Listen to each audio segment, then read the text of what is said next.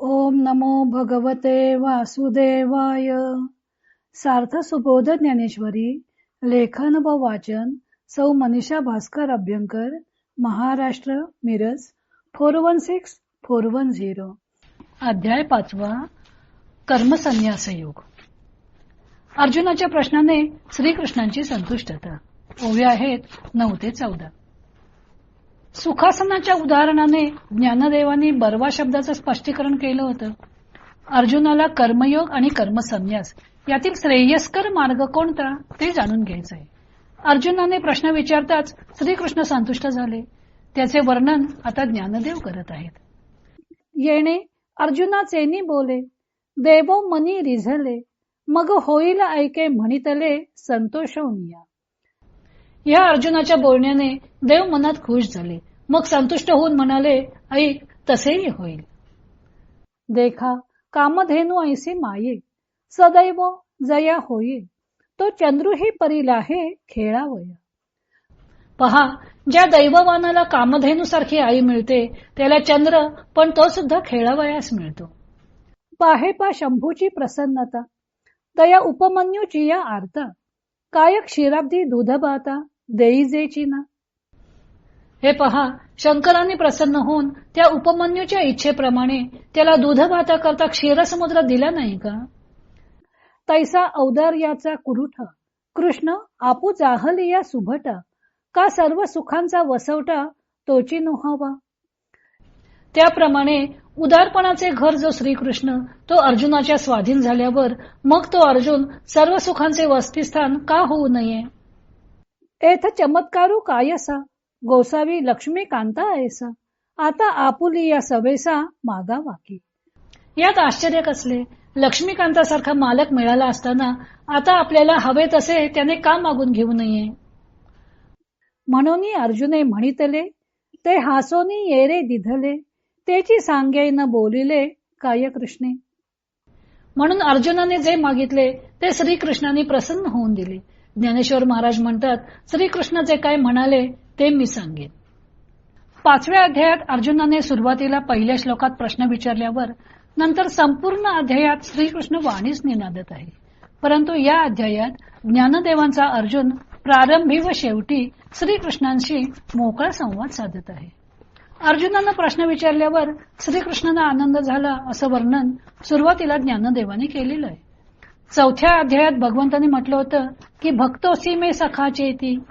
ही श्रीकृष्णांची भूमिका ज्ञानदेवाने सतत लक्षात ठेवलेली आहे.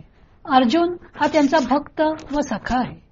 त्यामुळे त्याच्या मनातील सर्व संशयांचा निराश करण्यास ते सिद्ध झालेले आहेत. ज्ञानदेव म्हणतात की अर्जुनाचा प्रश्न ऐकून देवो मनी रिझले, देवांना आनंद झाला व त्याच्या इच्छेप्रमाणे होईल असं सांगितलं. देवांना आनंद का झाला. केव्हाही शिष्य जेव्हा शंका विचारतो तेव्हा गुरुना आनंदच होतो. पण इथे अर्जुनाची सुरुवातीची जी युद्ध न करण्याची भूमिका होती त्यामध्ये श्रीकृष्णोपदेशामुळे थोडा थोडा बदल होऊ लागल्याचं श्रीकृष्णांना जाणवलं व आपण करत असलेल्या प्रयत्नांना यश येत असल्याचं कळून चुकलं. घोर कर्म करायला का लावता असं विचारणारा अर्जुन आता कर्मयोग श्रेष्ठ की कर्मसन्यास श्रेष्ठ असं विचारू लागलेला आहे. म्हणजे कर्म करण्याविषयी त्याची मनोभूमिका तयार होत चाललेली आहे. त्यामुळे श्रीकृष्णांना आनंद न झाला तरच नवल. कारण श्रीकृष्ण तर पांडवांना हाताशी धरून आपले अवतार कार्य करण्यास सिद्ध झालेले असताना मध्येच हे अर्जुनाच्या नैराश्याचं विघ्न उपस्थित झालेलं होतं. पण आता हे नैराश्याचे ढग विरळ होत चाललेले असल्याचं श्रीकृष्णांना जाणवलेलं आहे. ज्ञानदेव श्रीकृष्णांना कामधेनू रूपी मातेची उपमा देतात. कामधेनू ही सर्व इच्छा पूर्ण करणारी गाय. कोणतीही इच्छा तिच्या ठिकाणी अपूर्ण राहणार नाही. श्रीकृष्ण सुद्धा या कामधेनू प्रमाणे आहेत. अर्जुनाने इच्छा करण्याचीच खोटी की ती इच्छा पूर्ण करण्यास ते लगेच सरसवतात. आकाशात असणारा चंद्र तो कधी हातात मिळेल का. पण कामधेनू आपल्या बछड्याने इच्छा करताच तो चंद्र सुद्धा खेळायला आणून देईल.